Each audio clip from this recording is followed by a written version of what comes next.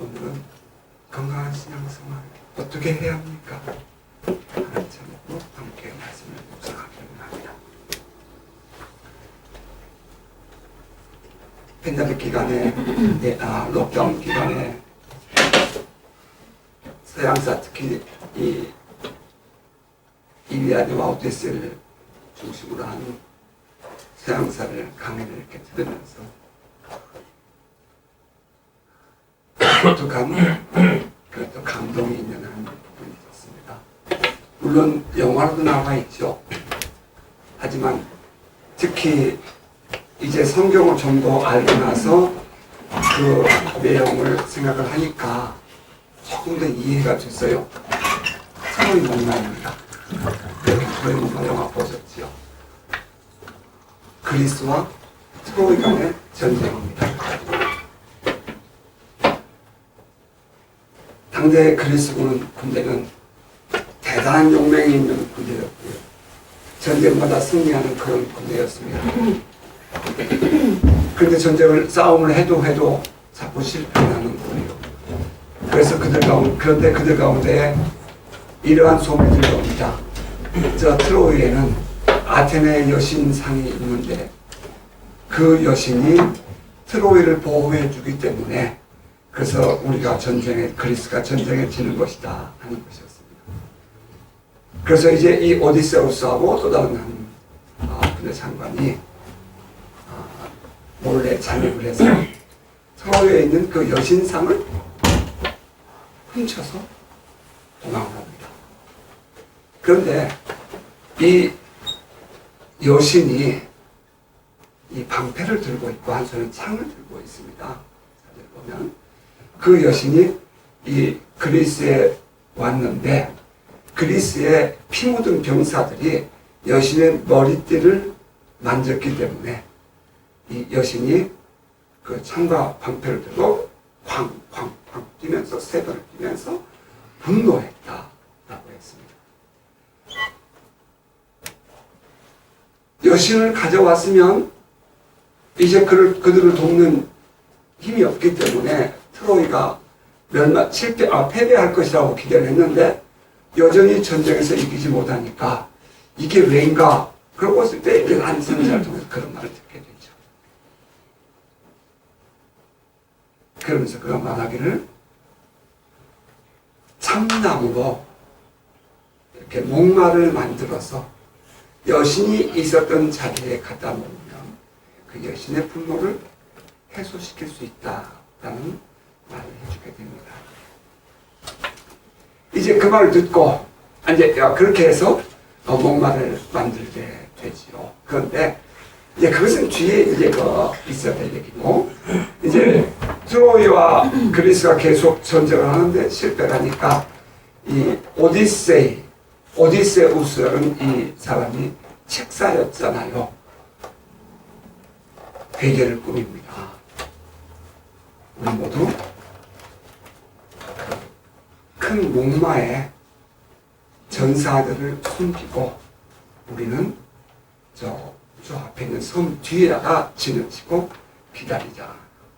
우리가 패배한 것처럼 도망을 치자. 이렇게 회개를 꾸립니다.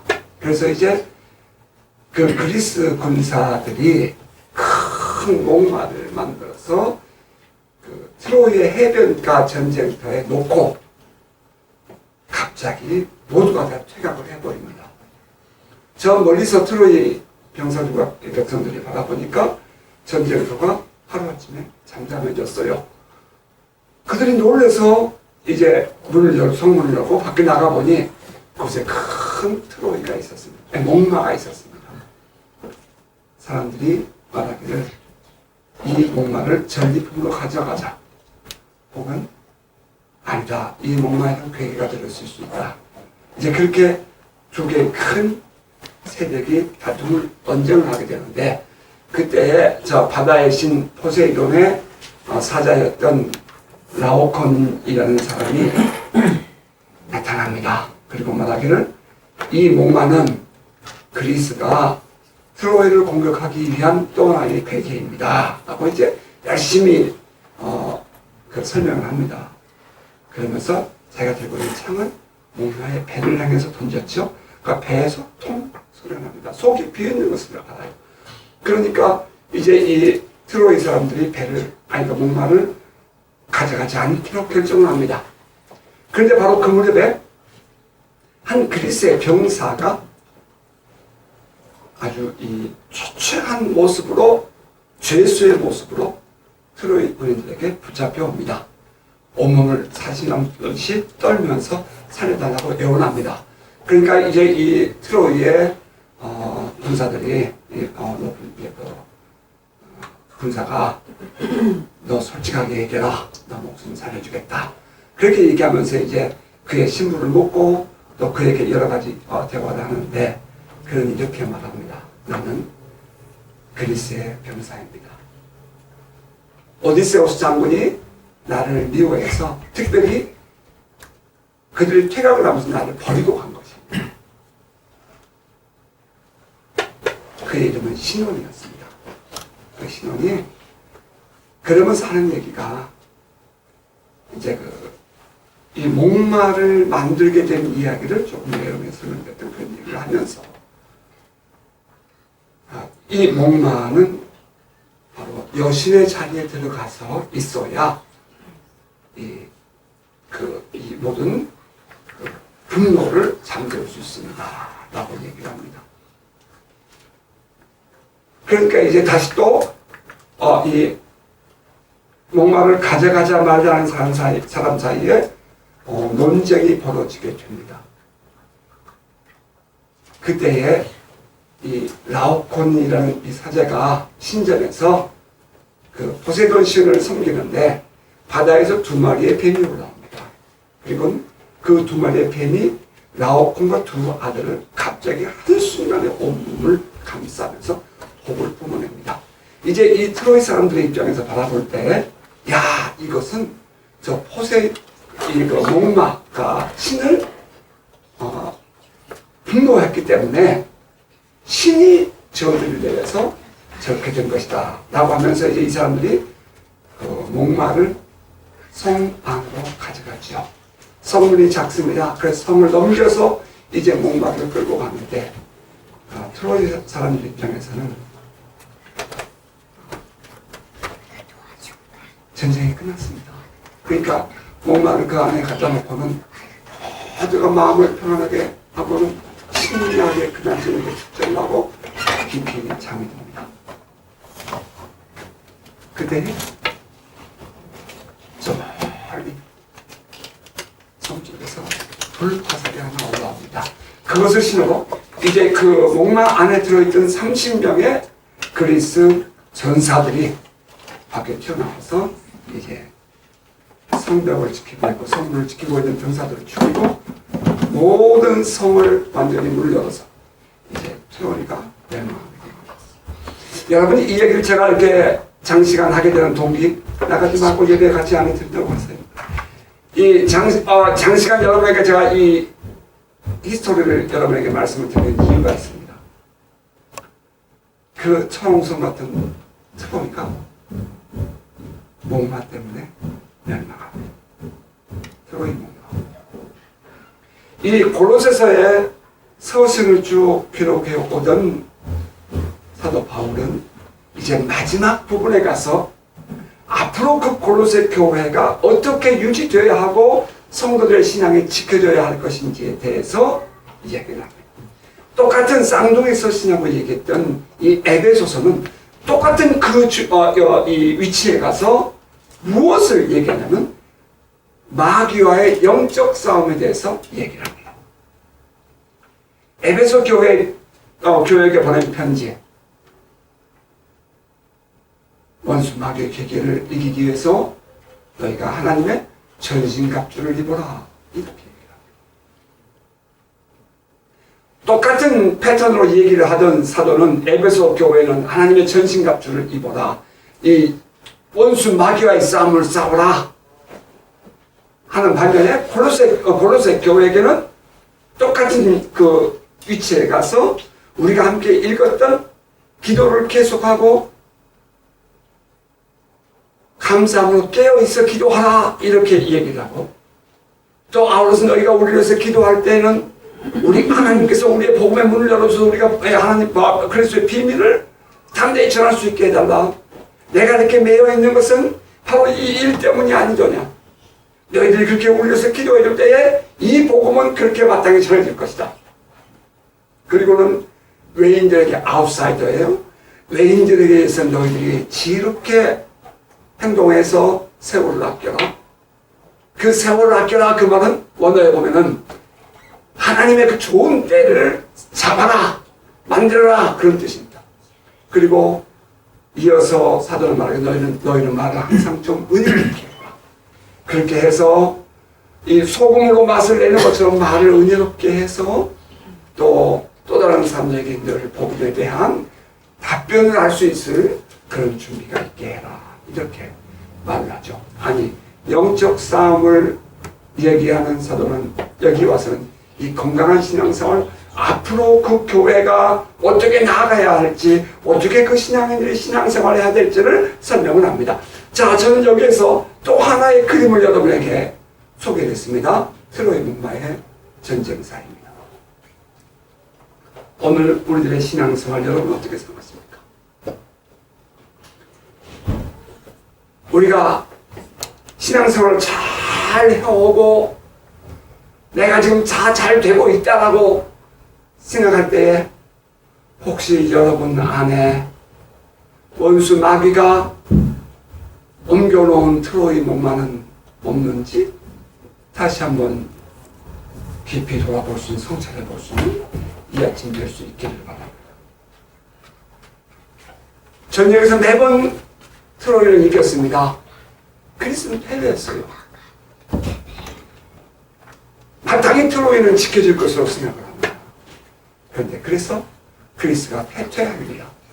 트로이의 입장에서 볼 때에는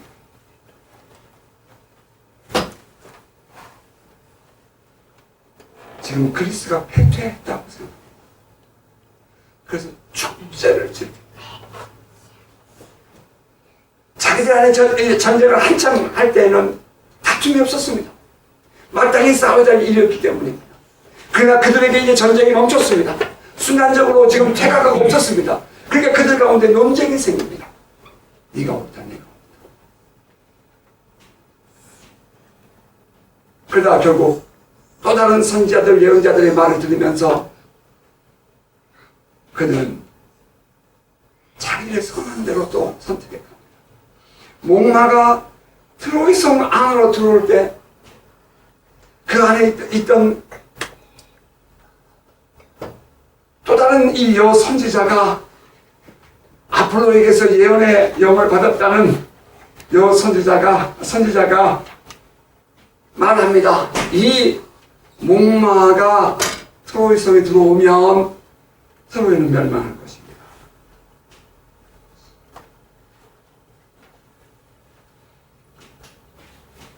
이 카산드라의 말을 마지막 순간에만 들었어도 트로이는 지켜졌을 거예요.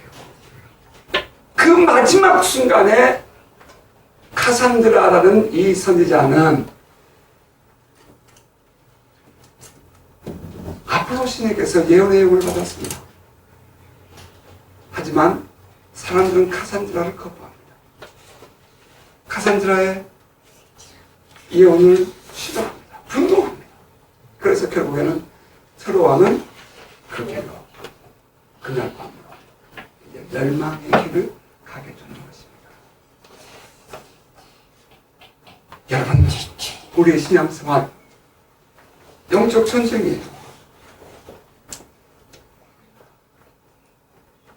우리가 하나님의 놀라운 기적을 체험하고 은혜를 체험하고 하나님의 놀라운 능력으로 우리가 가졌다 할지라도 우리 안에 몰래 숨어 들어온 이 트로이 목마 그리고 그 안에 감추어진 괴계 그리스의 30명의 전사들 그 강한 트로이가 무너집니다. 자, 오늘 사도 바울이 이 골로새 교회에게 마지막으로 권면하는 그 내용 이것은 기본입니다. 이것이 마지막 포인트가 아니라 이것은 기본입니다. 이렇게 해야 한다는 것입니다. 자, 여러분 본문 다시 한번 볼까요? 4장 2절입니다. 기도를 계속하고 기도에 감사함으로 깨어있어요. 기도는 신앙인의 호흡입니다. 기도는 하나님과의 교제이며 하나님의 능력을 공급받는 통로입니다. 하나님은 우리들의 기도를 통해서 당신의 뜻을 이루십니다. 기도하지 않는 사람 중에서 하나님은 하나님의 일을 하지 않습니다. 기도는 우리가 하나님의 존재에 나아가는 것이고 하나님과 대화를 통해서 하나님의 뜻을 깨닫는 것입니다. 하나님은 기도하는 성도에게 이 세상을 이기는 힘을 공급해주고 이 세상을 살아갈 방법을 가르쳐 주십니다. 기도 없이 세상을 살아가는 것만큼 위험한 일은 없습니다.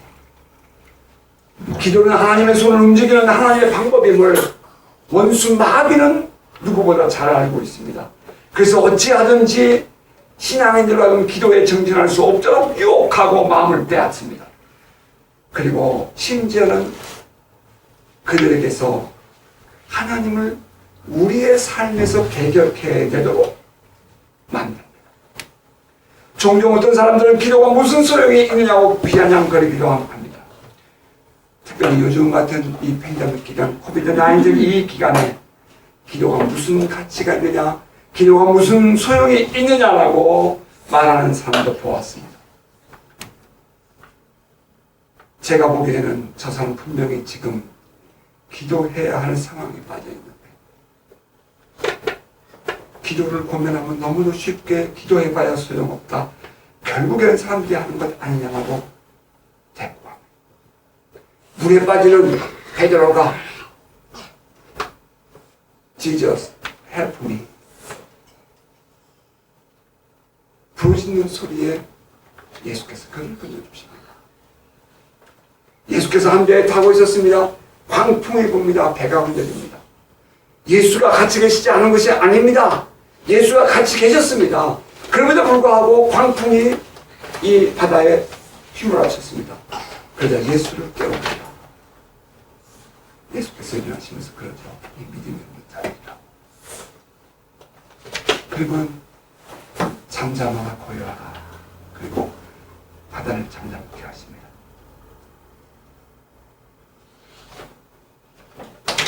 기도해도 소용이 없습니까? 결코 그렇지 않습니다. 하나님은 기도하지 않는 사람을 절대로 함께하지 않습니다. 왜냐하면 기도는 하나님을 하나님 되게 인정해 드리는 것이 되기 때문입니다. 여러분이 하나님을 인정하신다면 하나님께서 우리에게 요구하시는 기도를 해야 합니다. 만일 어느 누가 기도하는 권면을 거절한다면 그것은 하나님을 자기의 삶에서 밀어내는 어리석은 행동이 될 것입니다. 지금 이 세계적인 팬데믹 기간, 이 코로나 바이러스 19, 코로나 바이러스 디지즈, 코비드 디지즈 19, 이 사건은 하나님의 손 안에 들어있습니까? 오늘 뉴질랜드의 상황과 우리 고국의 모든 정치적인 상황, 그 모든 것들, 이 세계적인 모든 이 트렌드는 하나님의 섭리와 하나님의 손 안에 정말 들어있습니까? 아무래도 지금 여러분이 만난 여러분의 어려운 상황들은 하나님 손에 과연 정말 들어있는 것인 것을 여러분 인정하십니까? 갑자기 여러분의 삶의 정황이 평안해지고 문제가 해결된 듯 보인다고 착각하지 마세요. 토론 백성들은 그리스 전사들이 전함이 뒤로 물러날 때에 그들이 승리했다고 생각을 했고 모든 것이 다 잘 되고 있다고 생각을 했습니다. 그러나 원수는 언제나 운동인을 파고 기다리고 있었습니다. 어쩌면 그것이 여러분을 삼키는 트로이 목마, 마귀의 트로이 목마일 수 있다는 사실을 여러분 기억하시기 바랍니다. 불안했던 상황이 끝난 것 같고 모든 일이 잘 되는 것 같처럼 보입니까?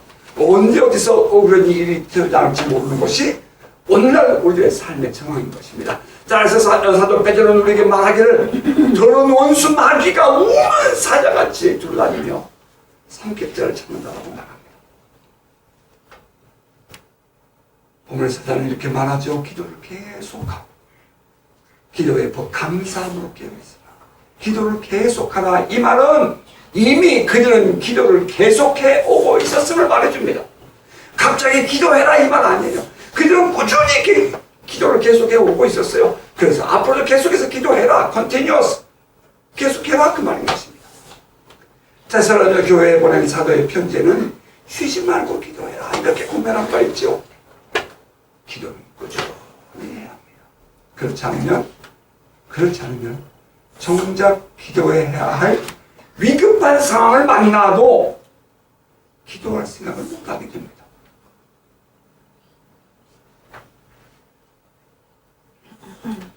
평소에 기도하는 훈련이 되어 있고 기도 생활이 되어 있지 않으면 영적으로 비가 오면 물이 높은 곳은 낮은 곳으로 흐르고 그 골짜기를 따라서 흘러가는 것처럼 세상과 세속에 깊이 빠져 있으면 어려운 일을 만나면 순간적으로 그 길로 가는 것입니다.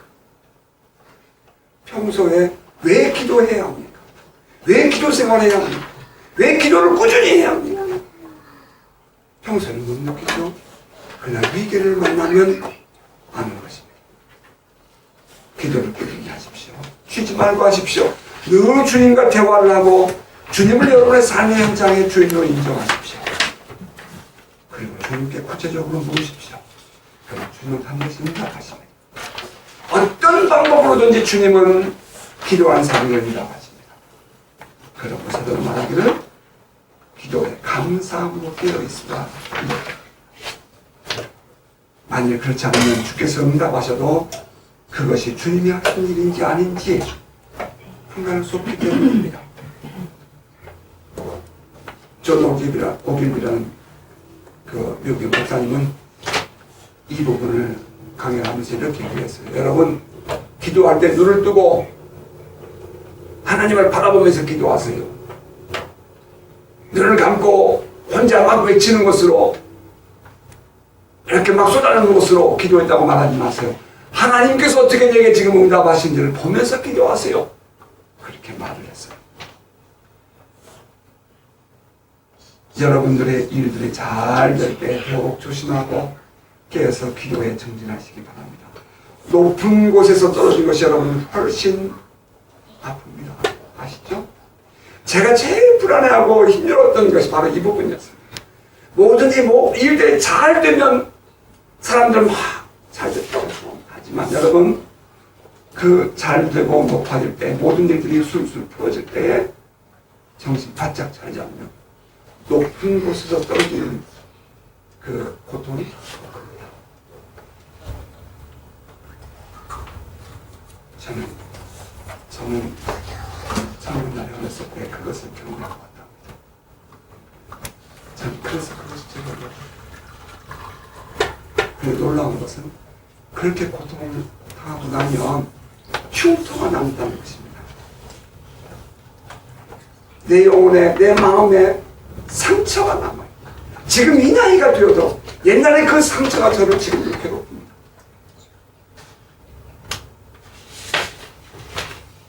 주님이 우리에게 기도를 통해 만나기를 원하실 때에 그것을 깨닫지 못하면 주님은 어떠한 방법을 통해서든지 우리를 부르십니다. 나의 삶의 경험을 말한다면 주님은 제 삶의 경험을 말한다면 주님은 제가 무엇인가에 깊이 빠져있거나 마음을 빼앗기고 기도 생활을 하지 못하게 되면 주님은 그것을 치든지 그 사람을 치든지 그 환경을 빼앗아가든지 그래서 주님은 저에게 주님께 엎드리게 하셨어요. 솔직히 고백하지 않을 수 없습니다. 주님은 그 일로 말미암아 주님께 돌아오기를 하셨어요. 그런데 그것은 정말 아픕니다. 원수가 공격을 해서 고통을 당하는 경우도 있지만 때로는 하나님께서 나를 부르실 때에 그것을 깨닫지 못하고 계속 고집을 부리면 우리가 아이들을 때려서라도 바른 길 가게 하려고 하는 것처럼 하나님께서 우리의 고통을 주어서라도 우리를 부르신다는 이 사실 여러분들이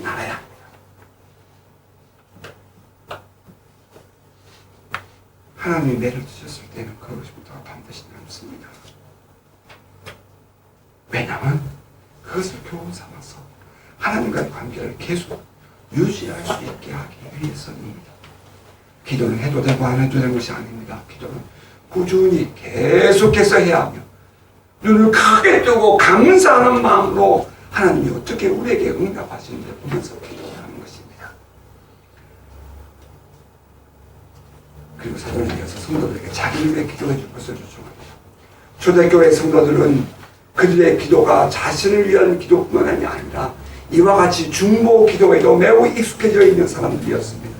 지금 사도는 두 다리가 묶여있는 죄수였습니다.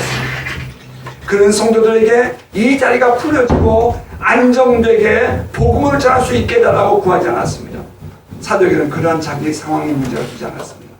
감옥에서도 복음을 전할 수 있었기 때문입니다. 그는 하나님께서 복음을 전할 수 있는 기회를 주시기를 위해 기도해달라고 부탁합니다. 3절 4절입니다. 또한 우리를 위해 기도하되 하나님의 전도할 문을 우리에게 열어주사 그리스도의 비밀을 말하게 하시기를 구하소. 내가 이 일 때문에 내 일을 당하였노라. 그리하면 내가 마땅히 할 말로서 이 비밀을 나타냅니다. 내가 이 일 때문에 내 일을 당했다. 지금 사도가 감옥에 붙잡혀 있는 것은 복음 전도 때문이었습니다. 그는 어찌하든지 복음 전하는 일에 몰두하여 있었습니다. 잘 되면 복음을 전하고 어려운 일을 만나면 분노하며 원망하는 어리석은 신앙인이 아니었습니다. 그에게 로마의 감옥도 복음 전도의 기회가 되었습니다. 우리는 어떻습니까? 상황 따라서 신앙생활도 흔들리고 있는 것은 아닙니까? 복음 전도는 영적 전쟁에 수반되는 일이며 하나님의 도우심이 없으면 안 되는 것입니다. 우리 교회도 마찬가지고 목사의 목회도 마찬가지입니다. 성도들의 기도와 목회를 이끌며 교회의 부흥을 이룹니다. 우리 교회를 위해서 또 목회와 선교를 위해서 함께 기도해 한마음 되어주시길 바랍니다. 그리고 사도도 이렇게 말합니다. 외인에게 대해서는 지혜로 행하여 세월을 아껴라. 너희 말을 항상 은혜 가운데서 소금으로 맛을 내는 것 같지 않아. 그리하면 각 사람에게 마땅히 대답할 것을 알아야. 여기서 외인이라 하면 아웃사이더를 말합니다. 교회를 다니든 다니지 않든 아웃사이더가 있게 말입니다.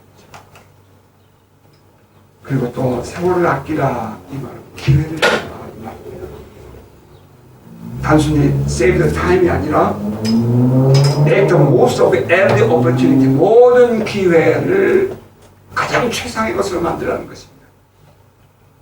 이 모든 기회의 가장 좋은 것, 그것이 바로 카이로스, 하나님의 때, 하나님의 정하신 때를 따라서 이 본문에 담고 있는 원어는 카이로스를 씁니다. 하나님이 우리에게 허락하신 하나님의 때, 가장 중요하고 좋은 기회를 말합니다. 하나님께서 우리에게 허락하신 가장 좋은 때를 낭비하지 말고 그 기회를 잡기 위해서 지혜롭게 행동을 하라 이 말입니다. 그리고 나도 항상 은혜롭게 속으로 맛을 내는 것처럼 해야 합니다. 똑같은 내용의 말을 전해도 말이 지혜롭지 못하고 은혜롭지 못하면 상대방에게 감동을 주지 못하죠. 여기서 우리가 생각해야 하는 것은 다시 한번 사도가 성도들에게 외인에게 말을 하고 행동을 할 때에 지혜롭고 은혜롭게 하라고 했다는 이 말. 이것은 과연 무슨 의미할까요? 여기서 외인은 우리가 더불어 살고 있지만 아직 예수를 믿지 않는 사람을 지칭한다. 믿음이 약한 사람이거나 믿음에 대해 거부감을 갖는 사람을 향한 말일 수 있습니다. 그들과 말을 대해 성도들로 하여금 지혜롭게 행동하고 은혜롭게 말을 잘 하라는 것입니다. 사도는 소금으로 맛을 내는 것처럼 이라고 했습니다. 같은 재료의 음식이라도 간을 맞추지 못하면 음식의 맛이 없는 것처럼 말입니다. 그 맛을 골고루 내주는 것이 소금인 것처럼. 여러분, 근데 참 재밌는 것은 소금이 맛을 만들어 가지 않습니다. 그 각자의 나물대로 각자의 음식대로 독특한 그 재료의 맛을 그 자기들이 가지고 있는 맛을 제대로 내게 해주는 것이 소금입니다.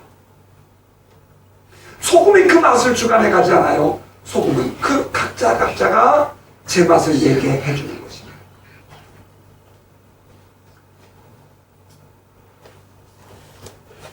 어떻게 하면 지혜롭고 이렇게 말하는 것일까 생각을 해봅니다. 자, 언제가 이런 생각을 해보았어요. 강아지에게 말해요. 여러분들이 인상을 쓰고 얼굴을 붉히면서 너 사랑해! 이러면 강아지가 꼬리를 흔들겠습니까? 물겠습니까? 반대로 싱글싱글 웃으면서 다정한 얼굴을 하면서 아이고 인기운 거 내가 너 정말 비유한다 그러면서 싱글싱글 웃어보십시오. 그럼 강아지는 어떻게 할까요? 오늘 우리 그리스도인의 삶의 모습을 보여준다고 우리는 말로는 사랑해 하지만 우리의 행동은 그러지 못한 경우들이 많습니다. 우리 그리스도인의 삶의 모습 이것은 마치 유리 케이스 안에 들어있는 사람들의 모습과 같답니다. 우리들의 말과 얼굴 표정은 어떠한지 거울을 잘 바라보시기 바랍니다. 과연 나의 말과 표정은 은혜로운가 아니면 사랑한가? 사도는 우리가 말을 은혜롭게 할 때 각 사람에게 마땅히 대답할 것을 알게 줄 것이라고 말했습니다. 말을 은혜롭게 잘하는 저와 여러분 우리가 되어주시기를 바랍니다. 자, 말씀을 맺겠습니다. 사도는 골로새 교인들에게 마지막 당부를 이렇게 했습니다. 기도를 꾸준히 계속하되 응답하실 하나님께 감사함으로 깨어서 기도하라 했습니다. 쉬지 말고 기도하십시오. 기도는 성도의 마땅한 호흡입니다.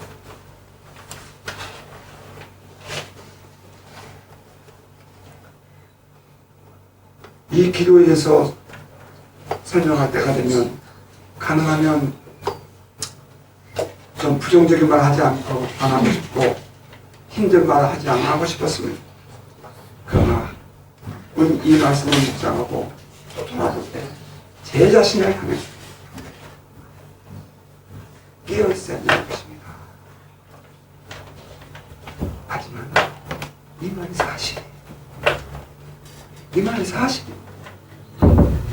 기도하지 않는 여러분 영적으로 죽습니다. 우리가 산소가 공급되지 않으면 우리 육신이 죽는 것처럼 기도하지 않으면 우리 영은 죽어요. 그러면 결국엔 마귀의 밥 되는 겁니다. 왜요? 사람은 흙에서 와서 흙으로 만들고 그 코에 하고 생기를 불어넣어서 루아하고 생기를 불어넣어서 생명이 되었습니다. 근데 그 생명이 살아갈 수 있는 방법은 기도입니다. 하나님으로부터 계속해서 힘을 공급받아야 합니다. 근데 그 생명이 생명력을 공급받지 못하면 죽는 거 당연한 것 아닙니까? 그러면 결국은 뭐예요? 끌고 돌아가는 거죠. 원수 마귀의 밥입니다. 여러분 기도를 회복하시고 또 기도하시기 바랍니다. 따뜻한 햇볕이 쬐면 말이죠. 쬐지 않으면 그 쬐지 않는 그 부분은 춥고 옵니다. 여러분 달 모습 아시죠? 달은 자전을 하지 않습니다. 그래서 앞부분에 빛이 가는 곳에는 굉장히 따뜻합니다. 하지만 달 이 햇빛이 없는 뒷부분은 얼어 있다고 합니다. 우리가 하나님의 은혜를 입지 못하고 우리가 기도를 통해서 하나님으로부터 이 생명력을 공급받지 못하면 여러분 그것은 여러분이 잘 아실 것입니다. 기도하지 않아서 결국에 당하는 고통을 아니라고 말할 수 없음을 우리는 알아야 합니다. 기도하지 않으면 서서히 무너집니다. 서서히. 그리고 어느 날 갑자기 왕창 무너지는 것을 경험할 수 있습니다. 우리 수없이 지난 40년 동안 목회하면서 제가 경험한 것입니다. 우리 정신 차리고 기도 생활을 발휘할 수 있게 바랍니다. 여러분 겁주려고 유혹하는 건 아닙니다. 드리트링하는 거 아니에요. 어려운 일을 당하기 전에 기도하고 또 어려운 일을 당하면서 기도를 외면하는 어리석은 생각하지 않기 바랍니다. 이 말은 아무리 반복하여도 지나치지 않습니다. 그리고 복음전도를 위해서 함께 기도해 주시기 바랍니다. 여러분의 기도가 복음전도의 귀중한 힘이 됩니다. 하나님은 여러분의 기도를 통해서 복음전도의 문을 열어주실 것입니다.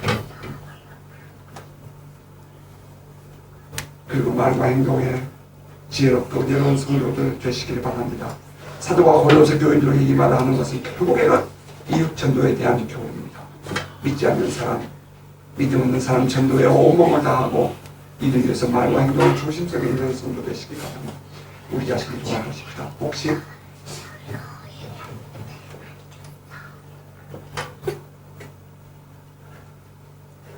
혹시 더러운 원수 마귀가 우리를 넘어뜨리기 위해서 서로의 목마를 우리의 마음과 삶에 살짝이 감추어 놓은 것은 없는지 살피시기 바랍니다.